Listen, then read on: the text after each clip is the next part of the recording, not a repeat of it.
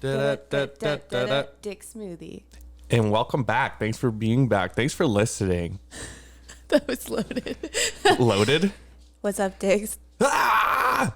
What's up, Dicks? I was so nervous today that I just threw up before we even started. That's why you're wearing sunglasses? Yeah, I threw up so hard that I burst a blood vessel right in here. So I'm like hiding it right now because it looks stupid. But that means we've got a big day ahead of us. Like, this is just our first of two recording sessions today. That's right. We got a busy day. I know. Before we get into that, because we want to talk about that a little bit, just want to say thank you again for listening. Our listens are off the charts. Like, we've never seen anything like this. I've never experienced anything like this. We only have 4 episodes, but it's killer. You're listening, you're supporting. We want to get more subscribers, followers, listens, likes. Honestly, we want you to hit up our YouTube channel. We never really talk about our YouTube channel, and that's something that we really want you to do, because I mean, if you're watching right now, that means you found it. Yeah, that's right. but a lot of people don't even know if we have video. But I mean, we do. So if you want our video content, where are we going to find it? Well, you can follow, subscribe, like, and share, review our YouTube channel, which is #DickSmoothie with Daniel and Tash. Yeah, but I also post it in a couple different channels just in case. We're going to be merging everything together soon, but unfortunately, it's actually a lot of things that I screwed up over the years. So I'm going to have to get into contact with YouTube or Google or something like that and fix it up. But we'll be merging them together. But there's the other channel that seems to get a lot of heat is Flannel on Flannel with Daniel. That's the one I send out anyways. Yeah, and that's my personal podcast, and just had another episode come out yesterday, 2 days ago. What's today? 2 days ago. 2 days Saturday. ago. Holy crap. Yeah, 2 days ago. With Tobias Moriarty. I called that Master of Glass Blowing, Wearer of No Pants, because he doesn't like wearing pants when he's talking to me on the phone, I guess. It's just, I don't know. It's more, you make people feel really comfortable so they can just take their clothes off even when they're... I've got that soothing voice. Just like, ooh, la la, let me just... Just take off your pants. Nice and slow. I think my pants are already around my knees. Whoa. Oh, that was panty impressive. droppers. We've gotten some new things that are a part of the set today. We've got a Ouija board here. We'll get into that later, but that's really exciting. That's going to be something definitely on our list to talk about today. I got a new little thing behind us. Yeah. And I got it last night. I kind of like it because we're going to have Nancy Manning on today. Yeah, she's very our soon. guest today. Yeah, we've got a guest, which actually brings me up to my next point, is that you were just on her podcast yesterday. That's right. So Nancy and I go way back. She's actually my cousin. And she has her own business, which we'll obviously talk about, hence the Ouija board that's sitting right here. But we did an episode last night for her podcast, which we will tell you more about. It was all about hauntings, Ouija board, the history of it. I learned a lot. Every time I listen to her podcast, I'm just like filled with a lot of information. She does a lot of research. So yeah. And what is it called? Eclectic Witching Hour. There you go. Yeah. And where are we going to find her? Well, I don't know if she'll say it later. But let's just say it now just for fun. Yeah, you can find her on Spotify. I think pretty much every podcast platform. Eclectic Witching Hour. She has actually 3 different Instagram accounts. Her personal, which is Nancy Lager Manning. She actually is a plant-based, like, vegan recipe writer too. So she has that. But the one you want to probably follow the most would be Witchy Knits and Knots, which is her Instagram account. You can see all of the stuff that she creates. Every single week she's coming out with something totally new. So it's just like, it's pretty overwhelming. She kills it with the creativity. So yeah. She has a really nice voice too. Very, very podcast like. Yeah, it is. And she's a sweetheart, truly. Knowledgeable, I think, is the biggest part. Totally. Yeah, she's a smartie.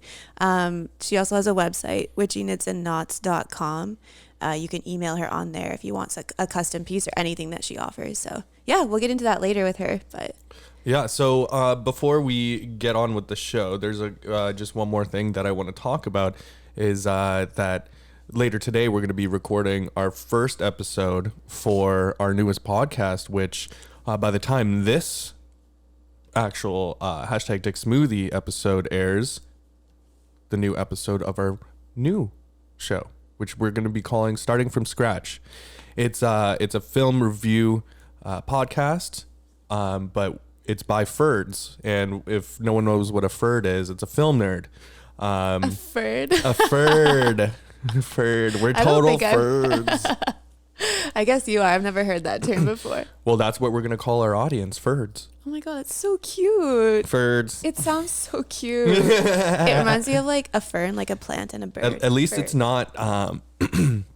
At least it's not dicks. We're not calling them dicks all the time. They're going to start hating Dick Smoothie. They're like, fuck you. You're calling us dicks. And then like this other, like our audience over here, we're called Ferds, like adorable little creatures. Yeah. So what I'm trying to say is Starting From Scratch is going to be a nice podcast just for us to, have fun, watch a good movie, terrible movie. Our first week will be Velocipaster, which is actually a good movie, but a bad. We'll get into it. A bit of both. It's perfect. It's. I really want to give somebody a Dick Smoothie for it, though. For sure. I would if I could, because the research that I had to do last night, and I was reading up on this, is just like some people are praising this guy, and I'm like,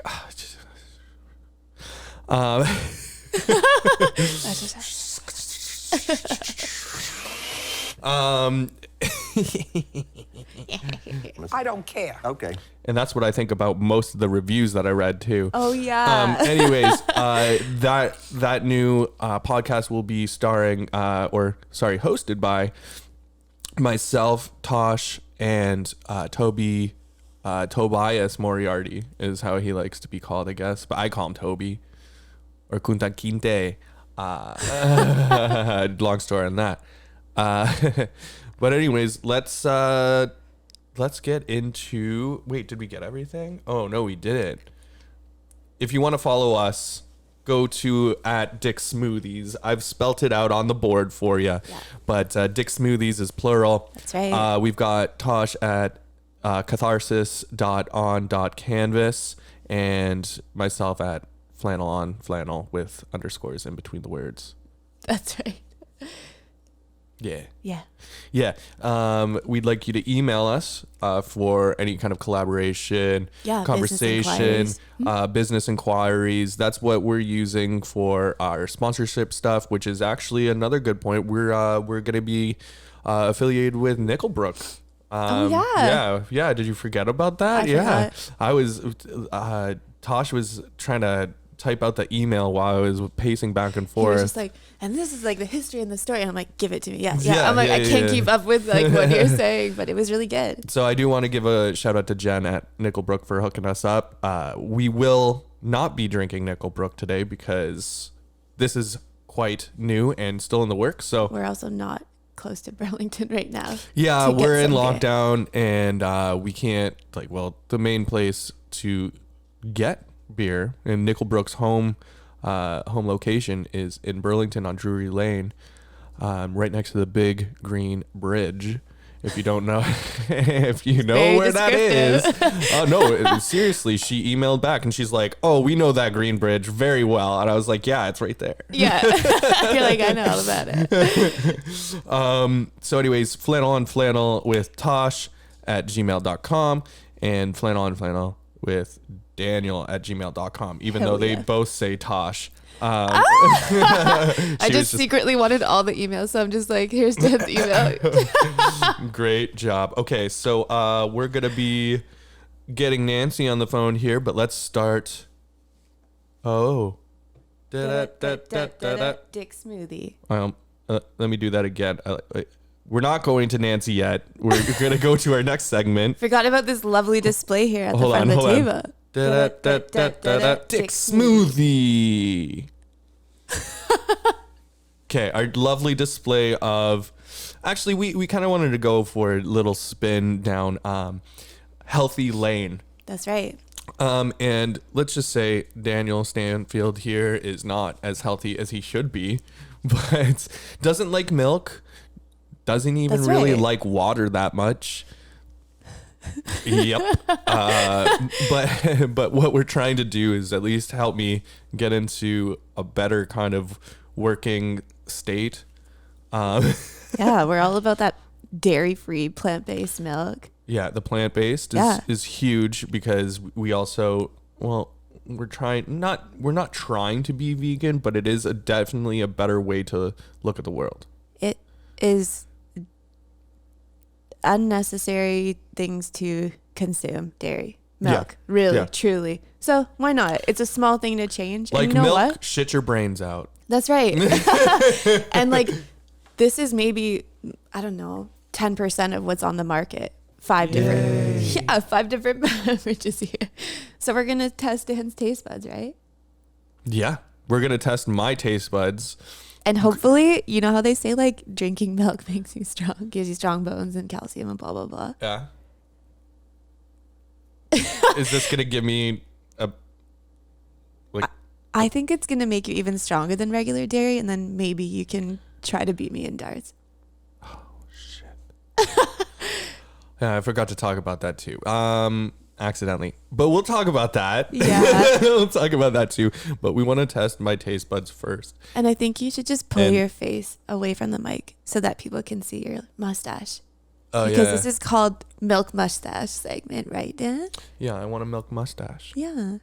Milky mustache. Milky mustache. So I have actually gone ahead and poured these beverages for Dan, so he doesn't know which is in which, except for there's casually a chocolate milk in a dark brown glass. I don't know if he's gonna get that one. We'll see. She's only trying to be nice because she kicks my ass at darts too much. Just like, oh, I'll make it easy for you. And we have palate cleansers up there.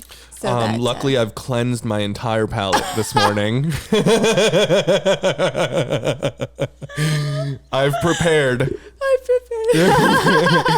Actually, that's why I threw up. It wasn't because of the show or anything. It's just because I needed to cleanse my palate. You're like, I need to be able to guess all these fucking milks properly. It's important. Okay. Okay. Which one do you want me to start off with? Well, I mean, obviously, I'm going to give you the most Easy one first. Yeah. Yeah. Dear nice taste. We got some wine glasses and we got shots. So there's a good variety here. Did you notice? Okay, so the skull glass. Yeah. If you notice, if you look from the inside, they're boobs. Oh my God. You're so dirty.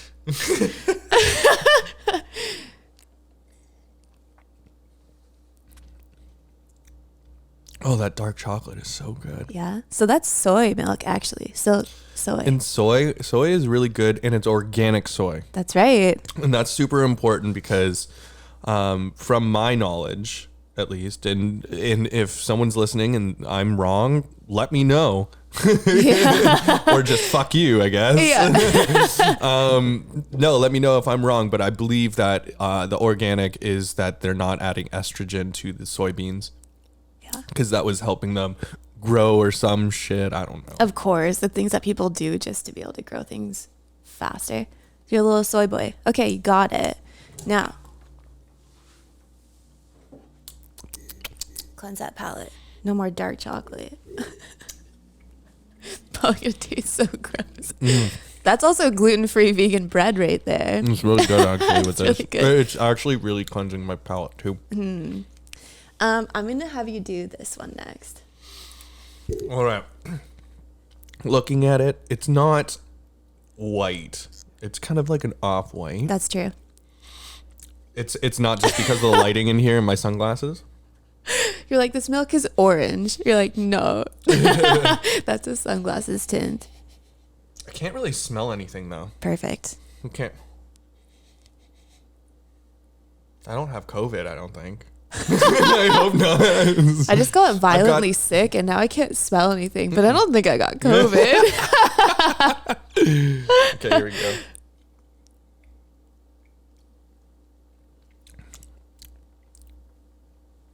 As it got closer to my face, I started smelling it. Did you? Okay. Yeah. What do you think?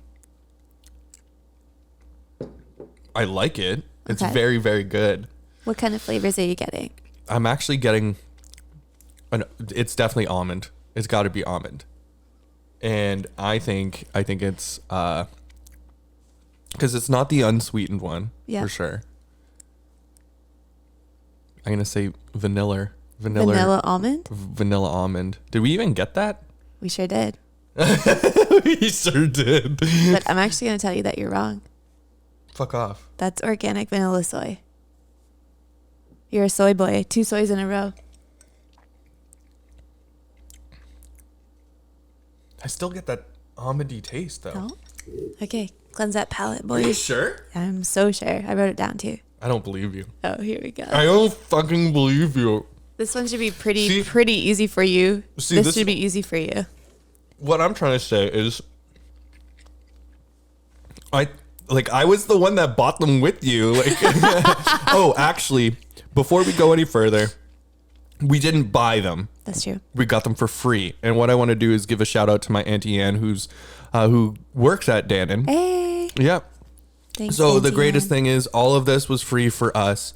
Auntie Ann, you're killer. Thank you for supporting me. I don't think she Yeah. knew it was for the podcast, but Well, she'll like be I was happy gonna do to it. find Yeah, I that know. out. I know. And then they were just like, I was like, oh my God. Dan's like, we should do a taste test. And it's like, MilkMoustache. Then the other night he goes upstairs. He's like, just trust me. Trust me. I was like, okay, like whatever. Comes back down. And I lost my chin. Had his like, what is that called? The neck thing like around his mouth. I'm like, what happened? You're like, I lost my chin. pull it down. And I'm like, ah. I slowly pulled it down. Yeah. It was a good reveal. My. Okay. Okay. So This this one one's should gonna be easy for you. If you don't guess it, you got to leave the house right now. Oh my God. Okay. Coconut. Bam. Hey. Oh, sorry. Wasn't done. Forgot how much you love just chugging coconut milk. Mm-hmm. Okay. If I'm missing from the bed at night, it's because I'm chugging coconut milk from the container. I hear the fridge open. It's like, And it stays open for like a good 20 seconds. I know what are you up to. Or you hear the Nancy wants to at know night. if she should be on speaker or like up to ear. up to ear. Or headphones, preferably, actually, if she has headphones. Okay.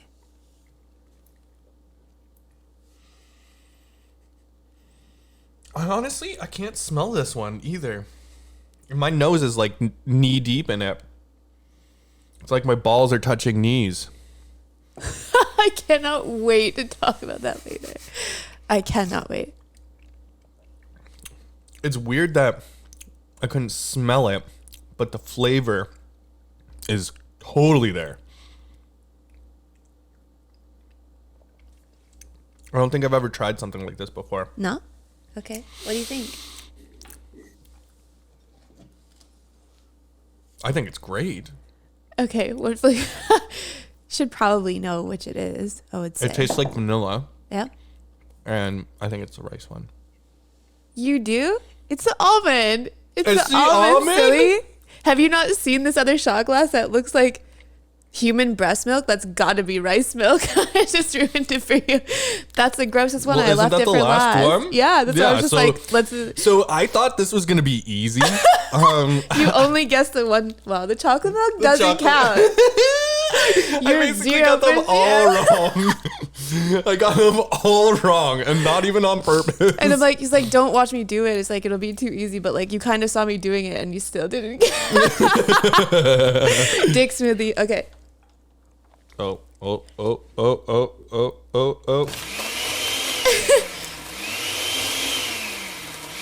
Yeah, there you go. I don't care. Okay. I even put this one in your shot glass, a pink one, because I'm like, oh boy.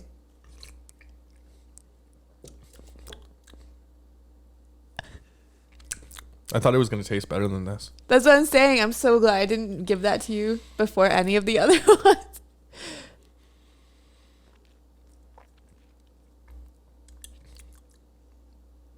Yeah. I mean, like, I can see it working well in things. In things. But TBH, it doesn't really work well in anything. We used to buy it all the time when I was a kid. My parents were like, would you No, put it there. to make things with? You can't use it in like mashed potatoes. I remember every single time you couldn't. It was just like so That's what watery. I was gonna say. You got to use cashew milk in mashed potatoes or coconut milk. I do, but it's a little too sweet sometimes. But yeah, it's really only good for things like cereal or smoothies where you don't really need to taste it. It's just kind of acting as like you need a liquid. Easy. But yeah, I can't believe you didn't guess any. Except for coconut. The chocolate milk doesn't count because it was a visual. It was too obvious. Should have been in like a canteen or something where you can't see it. You'd still taste the chocolate, but that would be even better, and you can't actually see like how thick it is or like what color it is. Knew that was gonna happen. Needed a non-water beverage to drink for this episode. There's water in it, I'm sure. It's true. So I do want to say that before we get Nancy on the phone, which we have her ready if we need, I want to say that, you know, this past week and stuff, I got to get a haircut thanks to Tash. She cut my hair very well. I like it very well. I can't tell what it looks like right now, but yeah, the sides look. Yeah, but the mullet's coming in strong. Oh my God, yeah. Oh, the mullet's there too. I actually braided the back of your hair. Like, I'm looking to get the Viking braids down the middle. Totally. I think it's almost there. But what I've been experiencing recently, and it was because, like, you know, I always drank alcohol to like kind of numb myself before going to sleep, you know, because I get really bad restless legs, and I don't know if anyone else gets restless legs. But it would be nice to know if there is anyone out there that has like a remedy for that for me. Because I think it's about the blood flow. The blood flow, and maybe that's why my feet are always so cold. Blood flow or like your nervous system, maybe? I think it's blood flow. Because if you think about it, alcohol is a blood thinner. That's true. Right? Same thing with, Advil? So Aspirin? Yep. So I mean, like, that could be it, but I don't want to be popping aspirin all the fucking time. Yeah, that would be awful. That's gonna have some long-term effects for sure. Well, apparently, if you don't take it in high doses, it's just like like a regular just drug. It just like I remember being in the hospital once, and they were like take this much Advil and this much Gravel. I was like, you're telling me to like double the doses that's on the bottle and stuff like that? And he's like, yeah, your liver's fine. This is fine. This is good. You're just do it. It's fine. You're not going to hurt yourself. I was like, okay. Okay. Well, just grab a bunch of drugs and toss it at your mouth, and whatever sticks, take. Yeah, that fixes the problems for sure. Yep. So, I don't know if anyone uses like compression sleeves on the legs or anything, because that would be good to know. Also, I want to do a little bit of a study. I want to see if restless legs is correlated with a certain blood type. Yeah. Because not many people get restless legs, I don't think. I don't really know. And when I'm talking about restless legs, I'm not saying that you're sitting there and you've got your knees. Yeah, that's a fidget. Yeah. I'm talking about when you're going to sleep and you cannot sleep because your legs are, and it feels like there's a whole fucking party underneath your skin going on. Like they're just so active and nothing, like you're not doing anything. You're just laying there and twitching. Yeah. My only remedy is, well, like I said, alcohol, but that's not good for you. Staying up as late as I can and also not good for you. or popping some Gravol, also not good for you. Snorting Gravel is fine. No. But popping it? Yeah, I don't know about that. But yeah, if anyone has it, or like people love to share if you've had an issue, like a health issue or personal problem, like what's worked for you. People love sharing that. So please share with Please share it. Yeah. And so I'm O negative, which is the rarest of blood types. And if you don't know what blood type you are, you need a dick smoothie, because that is unacceptable. It's true. I ask everyone what their blood type is because of diet stuff, and every single person that I've asked has had to call their doctor and find out, and sometimes still haven't found out. And I'm like, how do you not just know? That's important to know. Like if you're in a life or death situation all of a sudden and and you're at the hospital, or let's just say, I don't know, I'm sure the hospital has records, but they're also asking you because it's so hard to get that record. It's better if you can just be like, I'm in like whatever is happening, my blood type is such and such, and you're like, cool, could have just saved your own life. Yeah. Yeah, I know a Arm guy yourself that ended up in the hospital and didn't know his blood type and he needed it. He's good and everything, but he got a fucking tattoo on his wrist that says "Be positive." That's awesome. Yeah, but it's because of his blood type, and it's just the B plus. But it sounds like he's like has a good attitude. Yeah. That's actually so cute. I love that. Okay, so I think we need to get on our guest for the day, Nancy Manning. Yay.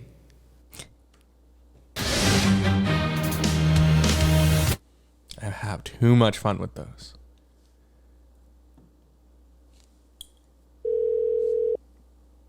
Hello. Nancy. Hello. Hi. Good. Hi. Hey, Hi. how are you? I'm good, thanks. How are you guys? We're good. We're so sorry that we're a little delayed today. We appreciate your Oh, patience. no worries. Yeah, it was my fault. I apologize. But we are on. I was going to say, that's okay, Dan. I owe you a bit of trouble since you did what you did for me last night. So Yeah, I know. And if anyone wants to know what that was, it was just, I just told Tash to record it.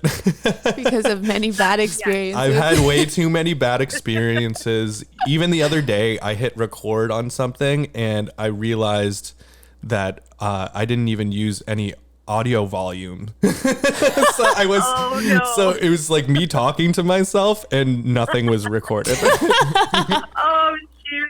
Even after all of the errors, you still sometimes make mistakes. That makes me feel better. I still make plenty of mistakes, and that's why I always try to double check everything. We are only That's human. awesome. So glad. Well, we're super excited to have you on, Nancy. We already kind of talked about, well, we showed off your Ouija board, which is on our display you'll see on the video, and told everybody about your business, like where to find you and follow you. Actually, Nancy was the one who suggested we talk about Jeffrey Dahmer last week in the episode, and she knows everything about Jeffrey Dahmer, don't you? Yeah, it's a little too much for my liking, I guess. Be proud. Yeah. No, I wear it like a badge of honor. I do. I know a lot about the guy, so. I dig it. Yeah, your episode was great. It was awesome. So, loved it. It was awesome. It was more of a learning experience for me, which I believe that's what today is going to be too. That's right. Well, Good. Nancy had an awesome idea to talk about the movie Summer of '84, which we had not seen, and we watched it, and we have a couple. I knew the exact movie that you were talking about when you recommended it. It was weird. Like I just remember that thumbnail of the milk carton with the missing person on it. Oh, yeah. Oh, that's such a good thumbnail. And I always wanted to watch it, but I didn't realize it was going to be that good. I know. Isn't it, like, what a surprise. It's such an amazing film. I kind of, I when I first watched it, I've seen it a couple of times now, but when I first watched it, I hadn't heard anything about it. Like you, I saw this thumbnail and I was like, that was interesting. Not really knowing what it was about. You kind of read the summary of the plot. It doesn't give away too much. But they had me at serial killer. So. You're like, yep. So I hit play. Actually, I think wow. I think that's how I correlated you to it, or that me to that movie was like, I was like, it's got to be that movie. It's about a serial killer. You know me so well. It's funny. It was really good, and like when it first started, I think we were both just like, this feels like It, like the new It movies mixed with like Stranger Things, like the music and everything for it felt so nostalgic, I'm sure.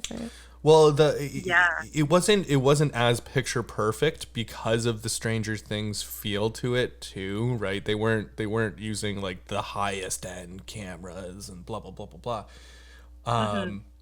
But also, I feel like we started noticing a lot more throughout the movie than we actually expected in the first place. Yeah. We were kind of just sitting down. Oh my gosh. Well,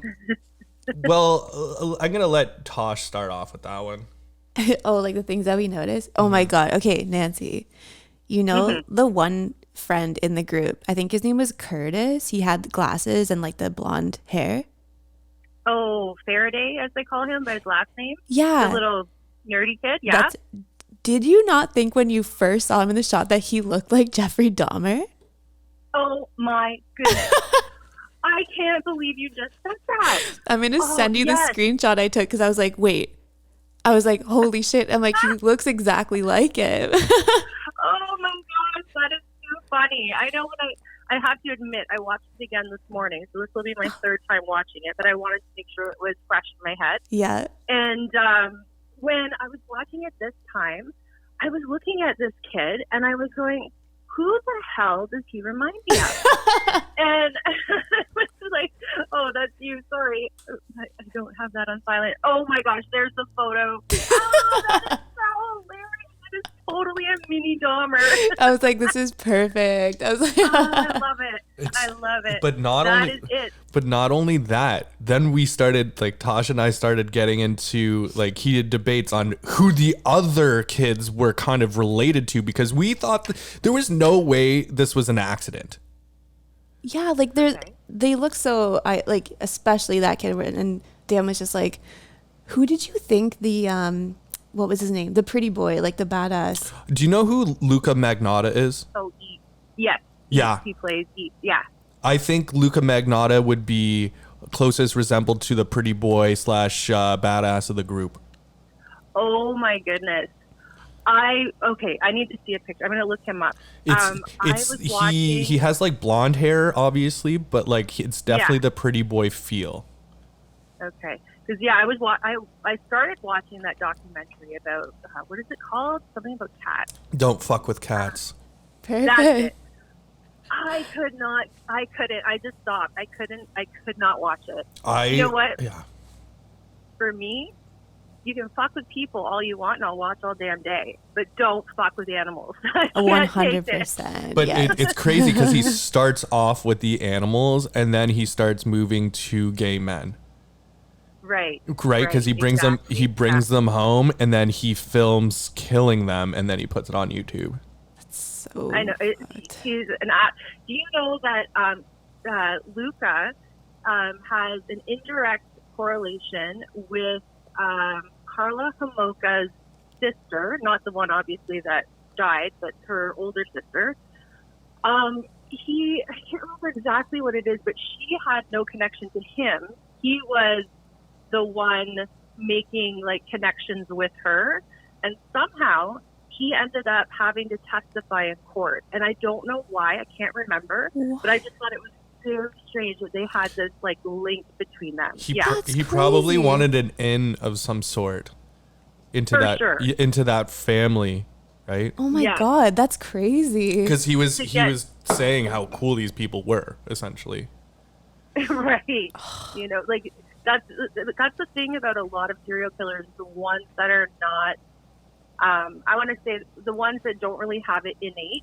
They're not like, I think that you can be born a serial killer per se, or you can become one. And I think Luca is a good example of one that just wanted so badly to have this stigma for some reason. And it's those people that kind of like reach out for these connections of other famous killers.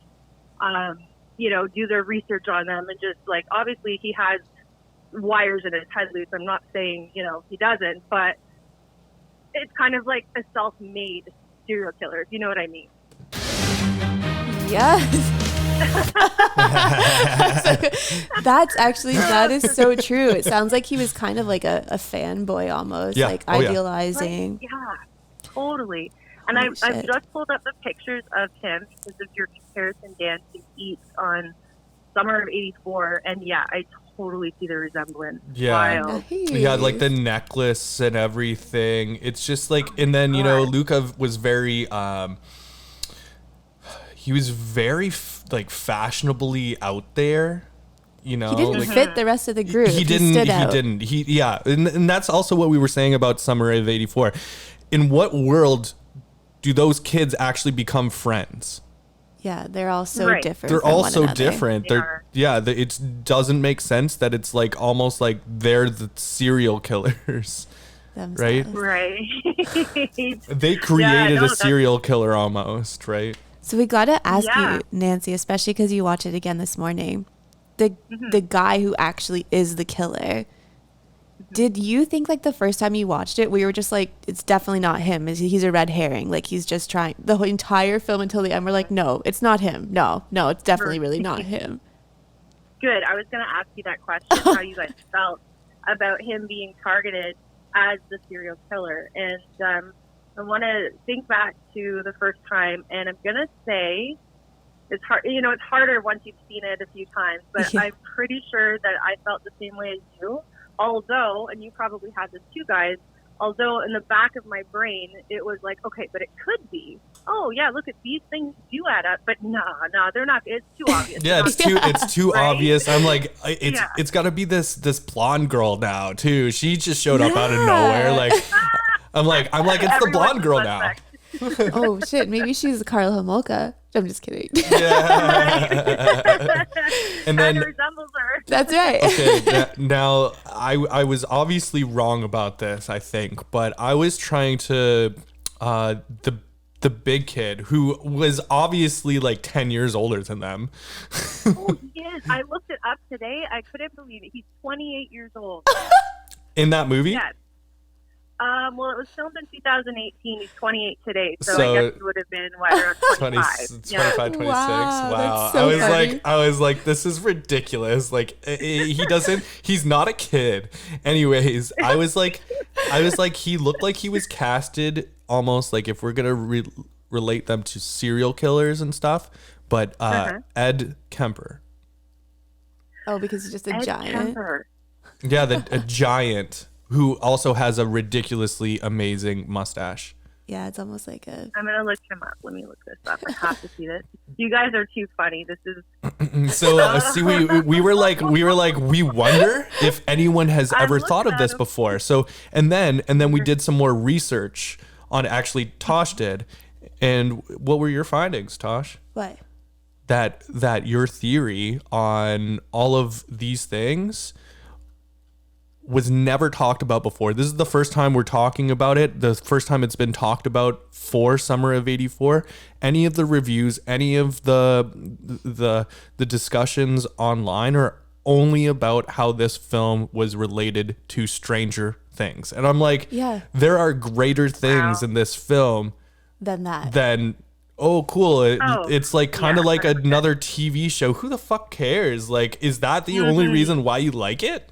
No. Yeah. Yeah. Exactly. Yeah. There's a lot more to be That's- seen. Yeah, that is really, really frustrating. Since Stranger Things came out, and you guys mentioned It before, the new It, there's a lot of 80s nostalgia that's made a resurgence today. As we know, there's a lot of movies out there, or TV shows out there that do that. But it doesn't mean that you have to continually compare everything back to Stranger Things. Yeah. I mean, look at what is it? The Stephen King show, Stand By Me, right? The movie Stand By Me. That was made in the 80s, and it was 50s nostalgia, right? So we've always been doing this. We've always been making period pieces throughout the decades. Why not compare it to the Stephen King movie? Like, you know what I mean? Like, there's so many other things out there. Not everything is Stranger Things just because it's filmed in the 80s. Yeah. I'm also gonna be being like a devil's advocate here, but I also don't think that the director wanted it to feel like Stranger Things at all. I think Yeah. No, I agree. I think that he or she. I don't actually know if it was a he or she. Sorry. I think I think it's they, actually. There's 3 of them, I think. There's 3 of them. Oh, that's right. Oh, yeah. Okay. So they, I believe that they were actually, their intentions were to be original. Yeah. Right. And not compared to anything. Like, I know as a filmmaker, like I've made short films. I don't want anyone to go, oh, this reminds me of that, or this reminds me of that. I'm like, well, I wasn't going for it. Cool. Yeah, like, exactly. I mean, like, thanks for comparing me to something when I'm trying to just use my own voice. Yeah, absolutely. Absolutely. Yeah. I can see that, that would be extremely frustrating. People need to stop comparing, like you said, and watch it for what it is. I like to think of it kind of like music, for example. There's only so many notes in the scale, right? Mm-hmm. And you can only play them in a combination of certain ways. So if the song kind of reminds you, unless it's blatantly a plagiarism, that's completely separate. But if a song kind of reminds you of another song and then an artist takes flack for it, I mean, how many notes are in the scale? Like, we're going to cross paths. We're going to, cross over eventually. You know what I mean? That's so true. Just because something has a bit of a resemblance to something you've seen before does not mean that they're copying them, plagiarizing them, or even had any intentions to that whatsoever. That's such a good point. Yeah. Frustrating, for sure. Being something different to everyone when it comes to how things sound or how they develop those things, of course. Did you also notice, Nancy, I wrote it down. Kate, have you started that book on Ted Bundy? No, not yet. Okay. I'm on 2 books right now, but that's the next in queue. She's an avid reader. So yeah. Ted Bundy, I don't know if you know, he had a Volkswagen Beetle, and it was like a beige color. Oh yeah, that's and oh my god. When we were coming up with these theories, when we were watching it, you know how like the guy that they think he's the in cop. Yeah, he's in his storage unit, and then he pulls out in a Volkswagen Beetle, actually. It's a Beetle. And I was like, that's a Bundy car. That's a Bundy Beetle. That's a Bundy Beetle. Absolutely. So I'm like, go ahead. I was like, I swear, like, there's got to be these ties. Those are, because I can't really recall when we were watching it, like, why else they would need to show that. Like, it didn't seem like it had a purpose other than maybe being, like, all these little, like, Easter eggs. You know what I mean? For sure. Yeah. I think the only reason that they would have really shown the car is just to show another suspicious, piece of the puzzle. Like, why does he need a separate car, right? Yes. So he's kind of using that car as his incognito car to pick up his little boys and bring them back to his place. Also, that's where they find the stuff that melts the flesh. Oh, yeah. I can't remember that one. Yeah. But it's funny because even with Bundy, like, the reason a lot of times why people, like, knew who he was, remembered him, was because of that car. And this guy had the same car, and it was bright green. Like, how inconspicuous can you really be? I hope somehow, some way that we can get into contact with the directors or writers and or at least have them hear this somehow, because we're actually, hopefully we're picking at what they were actually hopefully laying down for us. I think so too. I think you hit the nail right on the head. Yeah. And if anyone else hasn't talked about this and we're the first people, then I hope this actually, like, because I think people need to know that, right? They need to know that don't look at this as a Stranger Things film. No, 100%. Yeah. Please don't. Yeah, look at this. No. Look at this as a serial killer film all around. Mm-hmm. Because that's what it is, right? Exactly. Yeah. And the thing is, like, I'm so glad that you guys made these connections because, Tash, you mentioned the Bundy car, which I think is a completely obvious placement. And, only people like you and I are going to pick that up, I think. Yeah. So, that's success to those directors. So those that do pick that up, I think that's success for them. But there's other things in there, too, that kind of, what I think is they have taken this character and they have basically amalgamated different personalities of different actual serial killers and put them into this one body. That's kind of what I think. You guys let me know what you think about that. But one, we have Bundy, right, with the car. Two, we have Jeffrey Dahmer because he goes after 15-year-old boys. Yes. Ooh, three. Yeah. I know this is, I'm going to add on to it. And this actually helps me out. Tosh, you told me about this, but the Ed Kemper guy that I was talking about was best friends with cops. Yeah, that was his whole thing. And he was just like too innocent to them. Right? So this guy is a cop. But he's also, they're like, oh, he's the killer. Okay. Yeah. The neighbor takes the kids over there to apologize to him and be like, he's not the killer. Remember? Oh my God. That's such a good theory. Keep going, Nancy. This is perfect. That's awesome. I love the passion. No, you got that. You got number 3. That's amazing. That's a really, really good comparison. And there's quite a few others, too, that have close ties with the cops. And I know we'll talk about him later, but I don't want to turn it into talking about him now if that's not what you want. But no, go for it. When BTK, he actually had an office inside the police station. I don't know if you guys came across that. So he was a... whatchamacallit? Oh shoot! You know what? I have a note here. Just let me see. What was it called? Park City Compliance Officer, and he had an office inside the bloody police department. Oh my God! Yes.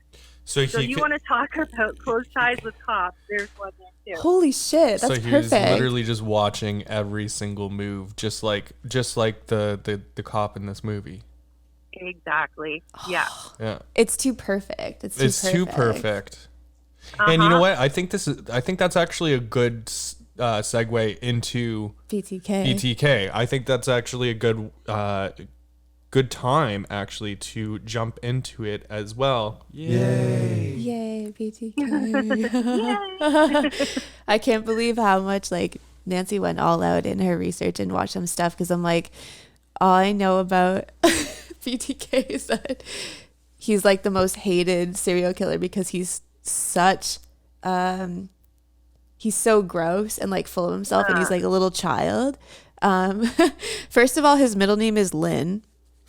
Dennis Lynn Rader. And they're like and what a pussy. Yeah, I know. What a pussy. We actually, so Dan got this board, you'll see it in the video, Nancy, and like we have your name up on it. And we're like, we have to think of other things that BTK can stand for. And Dan's like, balls touching knees. And we're like... Because guys always have BSTL, like balls stuck to leg and stuff like that. BTK, balls touching knees. Just an old gross guy. And that's why he never pulls out himself during his kills. Yeah, because that's right. he's too insecure about his balls drooping too low. That's right. He's just fucking gross. Well, like, yeah. Oh, wrinkly and disgusting. I wish he found out about those balls bras a little sooner. Big balls bra? It's called Sax underwear. Gross. Well, I was like, so I don't know, like, let's give Dan some like history a bit on him. Like I did hear that BTK was, when he was a kid, he was just like so obsessed with himself. When he was a child, he actually said, somebody should have known that there was something wrong with me because I used to tie himself up for fun. And then he started setting up his like Polaroid camera and taking pictures of himself bound up in like a lady mask. He was so fucking weird. And because he's so obsessed with tying knots and like working with scouts and stuff, I think BTK as a total diss stands for beginner tied knots because he fucks. And how many fails he had when he was killing people trying to. He was just like, it's actually so hard. He made so many mistakes when he was trying to like his method. He's just a loser. That's awesome. I like that one too. Yeah, if he probably, well, even like, working in a police station, You'd think that he'd be better at almost everything. Oh my God. Yeah. You know, like, you know, that stuff, even, you know, even being a Boy Scout and stuff like that, like the skills that I learned from Boy Scouts, and I was in Boy Scouts for not even that long. Like I was a Cub Scout and then like 2 years as a Boy Scout. And I still have all of that knowledge and everything to today. Like, you know, I'm really good at knots.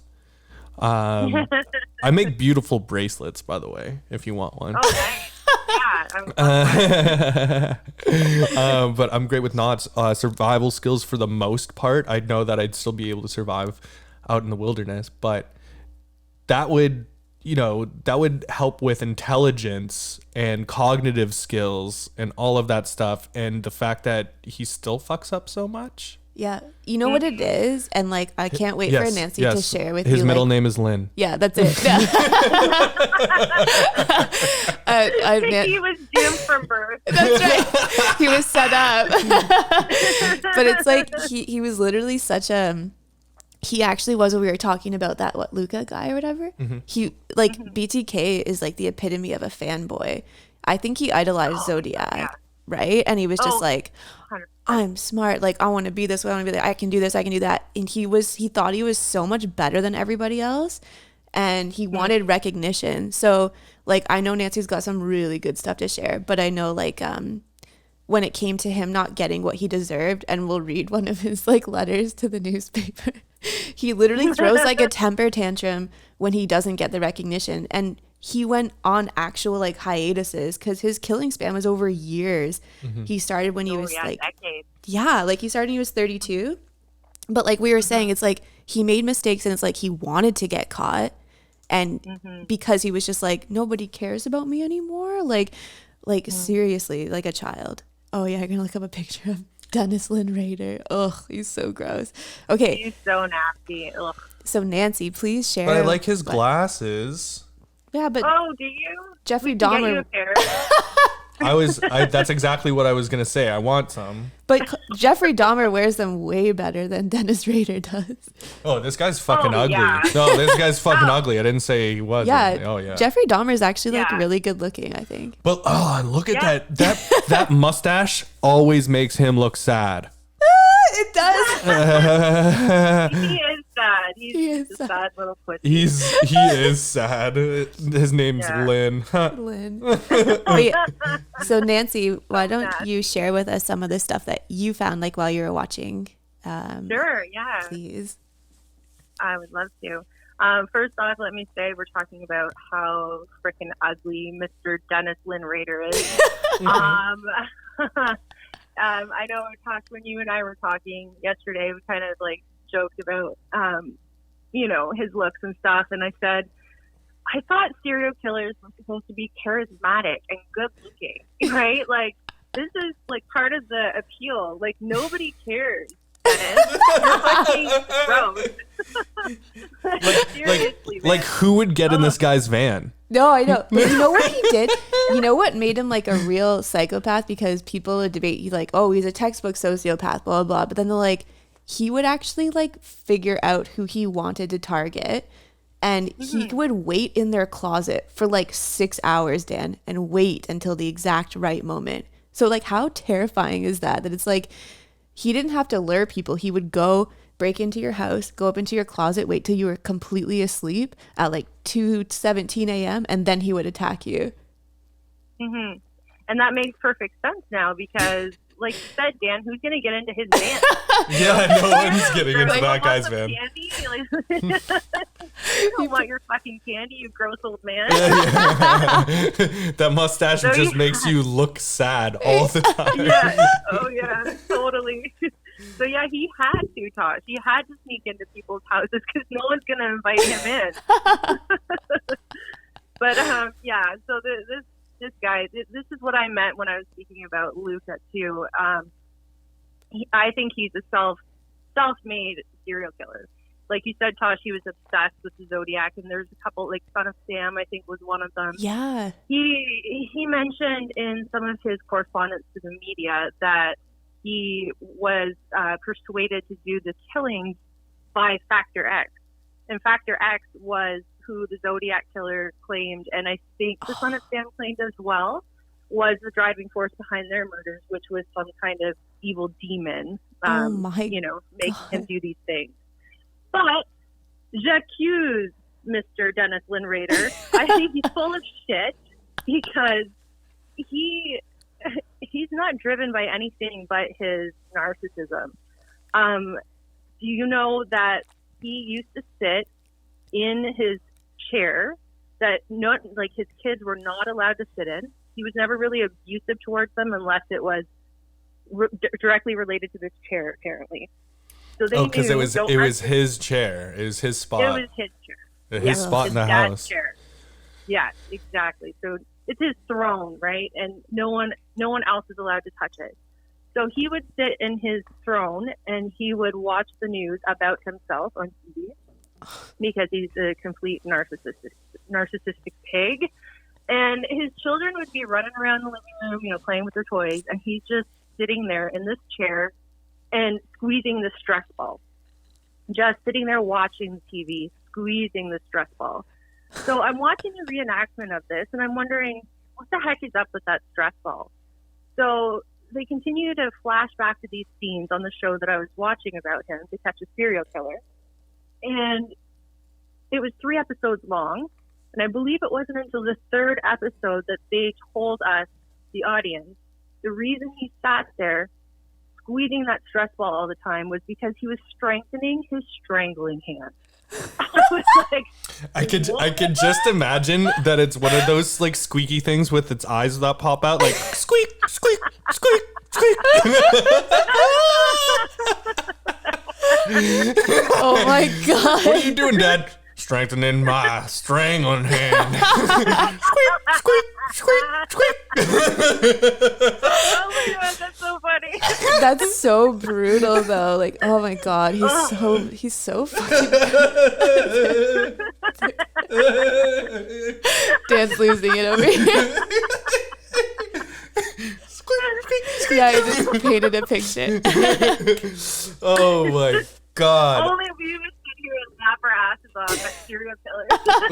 Like I can just this is the scene I see in my head with him trying to get somebody into his van. Hey, pretty lady, want to come in? I don't care. Okay. Okay. By the way, that was Judge Judy for us saying that. Yeah, we love Judge Judy. Oh my God. Oh that's God. Oh God. The squeaky toy. So that's why I think that he's full of shit. Like, obviously we know he's full of shit. It's not Factor X or anybody else that is driving him to do this. He wouldn't sit at home with his children playing around him, strengthening his strangling hand with a little squeaky toy, if he was driven by anything other than his own narcissism, right? Like, who does that? That is not impulsive. That is not driven by any external force. That is 100% completely premeditated. He's building up his freaking hand muscles. Like, he's preparing for this, okay? So He's doing there's no damn way. He's doing that. The funny thing is, like, he wouldn't even use really that much physical force at people. He'd just be like, sit down here and let me tie you up. Okay. And he would go ahead and do it. It's like, what do you mean? He actually said, like, you wouldn't believe how hard it is to strangle someone to death. He would leave and they would come back to life. They would start popping back up. These people, like, how many times he fucked up. Yeah, he'd be like, oh no, fuck, I gotta do it again. Choke them, leave, and then come back and they were passed out and they wake back up. Like, so no wonder he had to strengthen his hand. Yeah, no wonder. Or try like to. I said, weak little pussy. Yeah. That's oh my him. gosh. Okay. So, did you know that he was the president of the Lutheran Church? I didn't know he was a president. But a Lutheran church, that totally makes sense to me. Yeah, I mean, like Lutherans church. are a very weird, like part of Christianity. Oh yeah. Yes. They follow 100%. A whole different set of rules. Mm-hmm. The Lutheran rules, because someone tried to amend rules and he stuck them on the wall, the door of a church or something. I forget.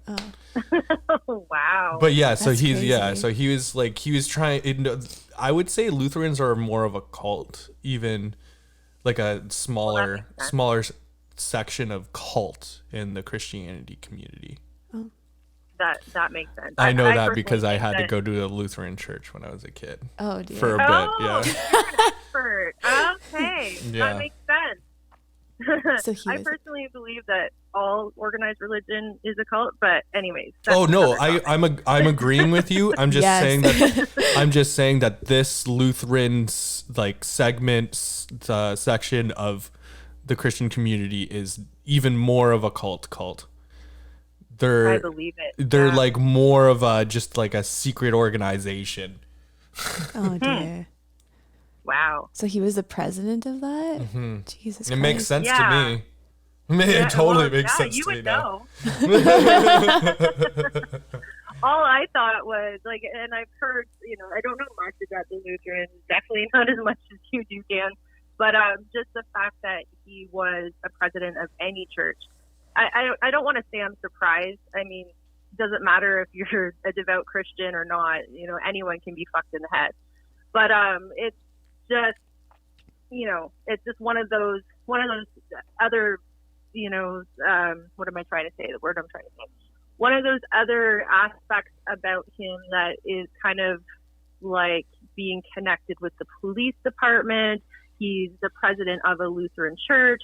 He's a Boy Scout leader. Like, who is going to suspect this guy, That's right? so true. Yeah. Now my next question is, do you know where he lived? Wichita. Yes. Oh, where was it? Do you remember, Tosh? 'Cause- Kansas. Yeah, Wichita.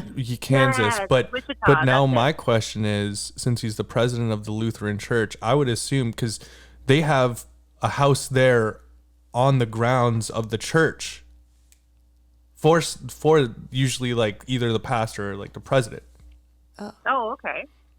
So now I'm thinking that this house that he lived in, not only was it the closest to the church, it was on church property and everything too. Oh yeah, maybe. I don't know actually. I never really came across that. That would make sense. And I actually saw some footage that they showed that said the site of Dennis Rader's home, and there was no house there. So I'm thinking maybe after he was caught, and just like they did with Bernardo and Homolka's home, I'm thinking that implies that they demolished it, probably because of who he was and what he did. So maybe the church demolished it. That would make sense. that would make a lot of sense to me actually. Yeah. That's But a bad yeah, one. because That's a good point. yeah, like if you drive past any church in the States, at least you'll see that there's a home there for people. Yeah, there so usually that's is. You that's can hear just showing how much more people would try to trust him for too. sure. Yeah, For it's very sure. strategic. You're right, Nancy. Like having all of those ties and like being affiliated with all of these important pillars of a community, like that is how you can hide. But at the same time, he wanted to be on display. No? Yeah, did he ever Yeah. did he ever disclose what days he would kill of the week? I don't know. No, I don't think so. I don't think he had a pattern. My bet is Necessarily. Sunday. No, it wasn't Sunday. Sunday nights. Actually, it would. Sunday's the day of rest. No, I'm serious. Like, what better day to get somebody on a Sunday night, because you'll know that they're gonna be like. That's true. alone. He would usually actually Yeah. like go during like working hours during the middle of the afternoon type shit. He would go and do his kill, leave, and then he would go to like a payphone. And this was when caller ID was becoming a thing to trace the calls, and he would actually call in his own murder. So God. it would be like during a weekday, during the afternoon. Yeah. Crazy. Yeah, broad daylight. Yeah. You know what else? What he would do, and I would have forgotten this fact, so I'm glad you brought it up. He did 2 separate killings of two individual killings on different days, but these 2 happened to be during one of the Boy Scout camping trips. So he was asleep, or his son, I guess, was asleep, but they were in the tent. It was bedtime. Everyone's sleeping.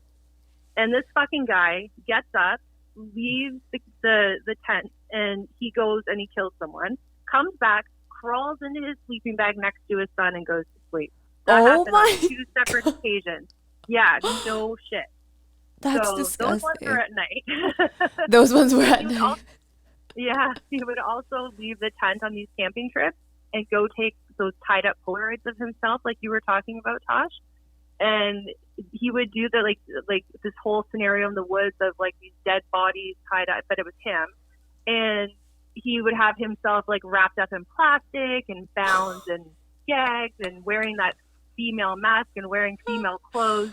And the scene, it's like this whole scene painted in this Polaroid of, a dead body in the woods. And that's because he's on the Boy Scout fucking trip. Oh my God. Yeah. Like, how sick is this guy? And he didn't discriminate either. So nobody was safe. He killed 2 children. He killed 1 man, as far as I know. And all of the rest were women of varying ages. So he wasn't ageist. He wasn't sexist. Like, whoever you are, you were a target. It didn't matter to him, it's more like an age. Opportunistic kind of way. But majority is women. Mm-hmm. Yeah. Yes. Majority. That was women, probably his kill of choice. I would say, like without getting too gross or graphic, like he enjoyed killing. But I think the first time, he had so much sexual gratification from it. Mm-hmm. The first time he ever like ejaculated in his pants was when he killed a 9-year-old girl. Mm-hmm. And I'm like, Jesus Christ. Like, there was never any, like, rape or anything with him, ever. No. But they would often find semen at the site, but it was never detected on the body. Yeah. That's right. Such a fucking weirdo. So weird. Nancy, you got to share that quote. You got to share that. Oh, my, yes.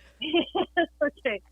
So, it really struck a chord with me when I heard this quote because, Tosh, you had mentioned how gross his mustache was, which I found really funny because it is, like, extremely gross.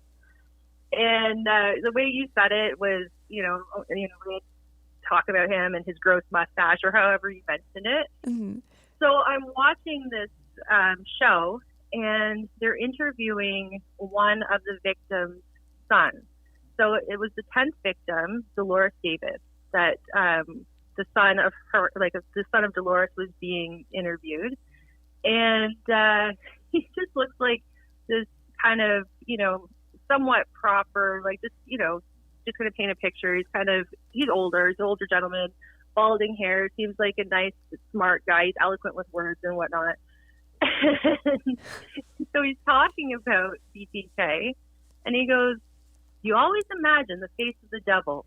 And here's this Elmer Fudd looking little oaf with a stupid haircut and a dumb look on his face." Elmer Fudd looking oaf. He does. I'm so glad you pulled up his photo, Dan, because I don't think Dan knew what BTK looked like. What he looked like? Yeah. Oh my God. How infuriating. I howled when I heard that. And it was his delivery too. He just was so like punching every single word when he was saying it. And I'm like, dude, like, don't bleep it out as you swear. Like, tell us how you really feel. Oh my God. G. So yeah, he's Elmer Fudd to us now. That's right. And now every creep is Elmer Fudd. Very quiet. I'm hunting rabbits. Oh my God, yes. People. She's so good. You're so good. I feel like that's what he was doing in the closet. He's telling himself. Very quiet. It's so fucking good. Okay, I gotta do it. I copied one of the letters that he wrote, and I'm gonna read it to you guys. Yay. Just to see, and without being able to see the errors, I'm going to try and get them all in there. But here's an example of what he would write. And this is him being a little bit daunting or whatever, and thinking that he's basically like Zodiac. Okay. Mm-hmm. So when this monster enter my brain, I will never know, but it here to stay. ...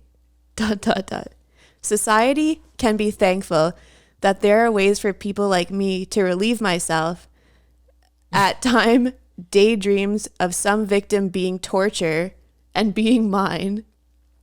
It a big complicated game, my friend, of the monster play, putting victims' number down, follow them, checking up on them, waiting in the dark, waiting. ...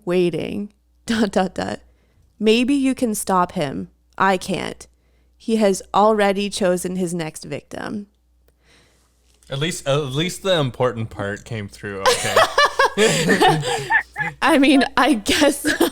Like the rest of it was just nonsense anyway. But did you also know, this is probably like the most, not the most dick smoothie part about BTK, but he wrote into like the police and gave suggestions of what his serial killer name should be. And they're so brutal. Like the number one that made me laugh is like he wanted to be called the Poetic Strangler because he thought he was so good with words. Oh, what an oxymoron. Yeah, he's Oh my so goodness. funny. I wonder if the police could actually take these seriously. With And what Can you did imagine being there, like, killing yourself laughing, and he's over in the next office Oh my God, that's right. making fun of him? he's just like, oh yeah, they're talking about it. And he's like, oh, they're talking about me, and they're just like, listen, like this fucking guy can't even write a sentence. And what did you say, Nancy, like about something that like what he did to one of his spelling errors or something? Did to which, I'm sorry? Didn't you say you saw something, or was it like he had written a word wrong? Oh, spelling errors. Yeah. I wish I could remember what word it was, but when okay, so on the show they showed this typed letter, and there were a few words that were scratched out and corrected up top. I would love to go back and pause it and read the whole thing, because I'm sure that there wasn't just this one. But I happened to notice one word in particular that was spelt wrong, and he scratched it out and corrected himself, but his correction was wrong. You're like, he's trying, but oh no, fuck, he failed again. Oh my gosh. And all he did, like, it was the second and third letter that, he actually inverted in his correction, and neither of the spellings were correct. Like, how many times can you get it wrong? Not bad. Right? That's hilarious. He still thinks he's right. And no, not even close.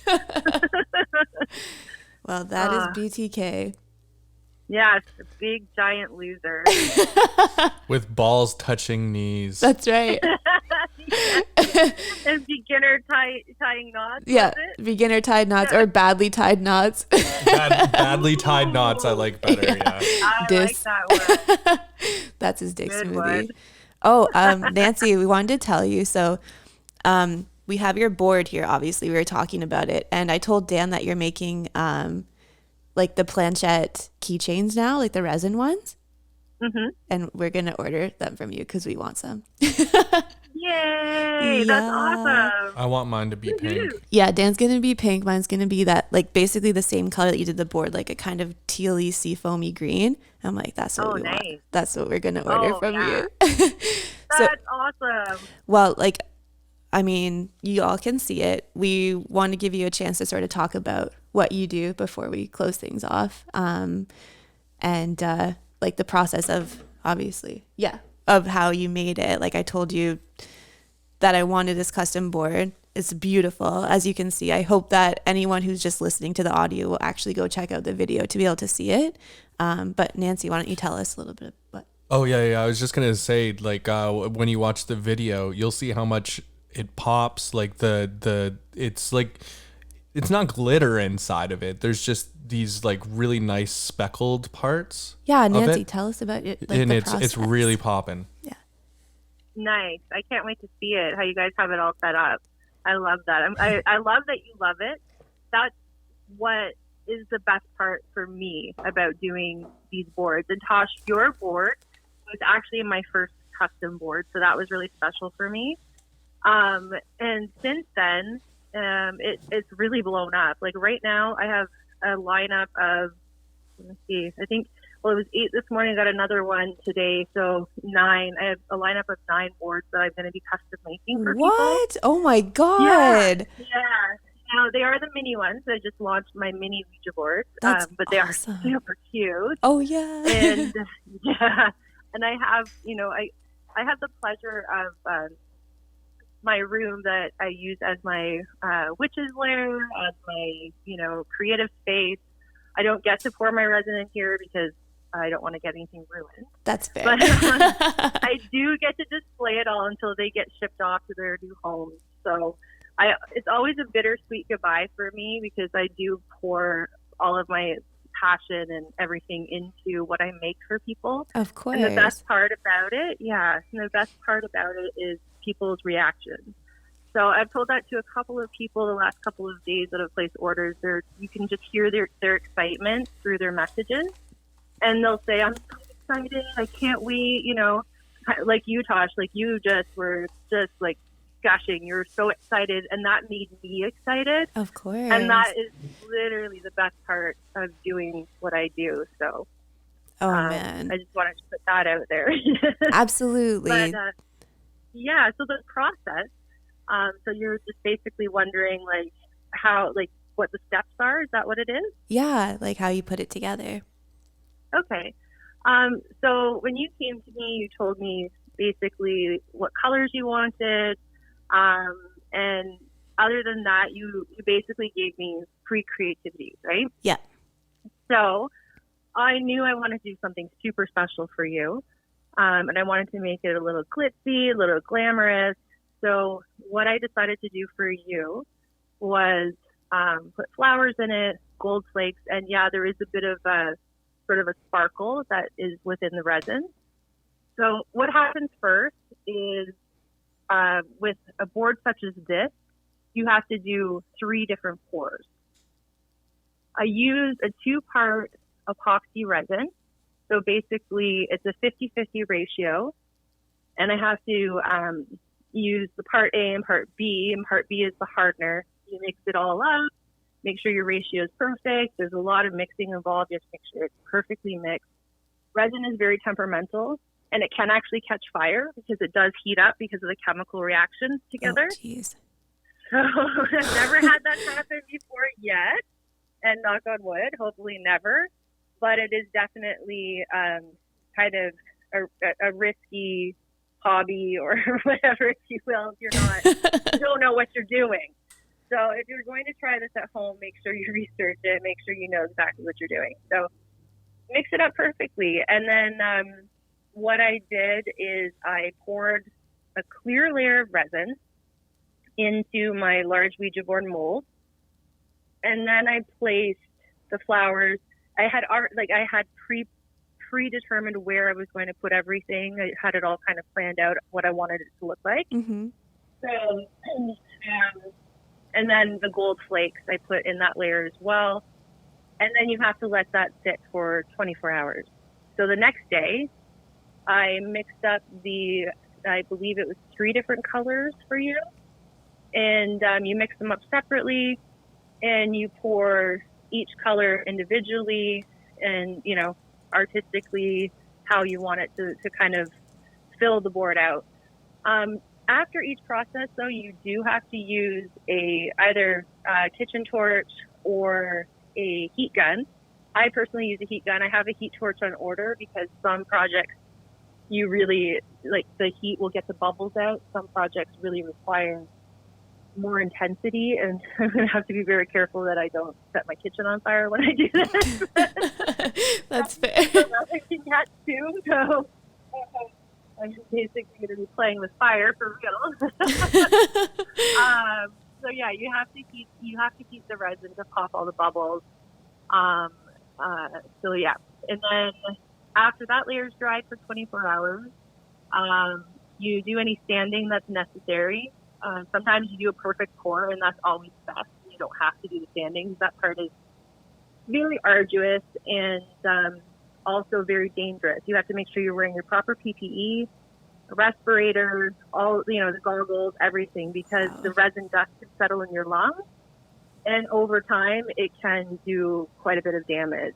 So I definitely don't want to have health issues because I'm, doing something like this for people. I'm not going to fix my lungs for you. Okay? Yeah. So yeah, you do have to make sure you're wearing your PPE, and especially when you're mixing the resin as well, but definitely when you're sanding. So after you've sanded, then you do your final pour, and that will be the top coat. So when you touch your board and it's nice and smooth and shiny, Mm-hmm. that's a clear layer of resin is what that is. Otherwise, if you don't have to do a top coat, but then you're going to be able to feel all the indentations and everything. So, Right. Yeah. So basically, that's the project. Well, that is a very time intensive. Yeah, it's a science, truly. And the product is absolutely amazing. I'm proud to show this off in my house. Anyone that comes here, I'm just like, look at this. It's amazing. I love it. So you're very talented. And I guess we probably have to wrap things up now, but we just wanted to say thank you so much, Nancy, for being on the episode. And all the insight that you've provided with today, I was blown away. I know, you really it's amazing to be able to have someone else to talk about this stuff with, and I think that there's some pretty good ideas about things as a whole. Thank you guys so much. So Nancy, you guys are so sweet. If our fans are trying to contact you, how are they going to find you? You can find me on Instagram. My handle is @witchyknitsandknots. And I also have a website, and that's witchyknitsandknots.com. Mm-hmm. And I have a Facebook page as well. And again, that's just @witchyknitsandknots. So those are 3 surefire ways that you'll get a hold of me. Sweet. And your email is also witchyknitsandknots@outlook.com. Perfect. Yes, it is. Perfect. Just making sure we got everything right here as well. And we also mentioned it earlier, but we'll say again, Nancy's podcast, Eclectic Witching Hour, which you can find. We did an episode yesterday, and there is a solid variety of content on there. You've been pumping out episodes, so please check her out. Yes. I had a blast recording with you yesterday. It made me think, I don't want to do this alone anymore. I want you to be my sidekick now. Yeah, it'd be so much fun. I think this will be happening a lot more on both ends, right? Yeah. Good. And okay, so we always like signing off with thanks for being our dicks, which I guess you already know that. I do. Nancy's I our listen to you dick guys all the time. So we're gonna do it all together here, okay? Yeah. Ready? Yeah. Yay. 1, 2, 3. Thanks for Being being our our dicks. dicks. Yes. Da, da, da, da, da, da. Dick smoothie.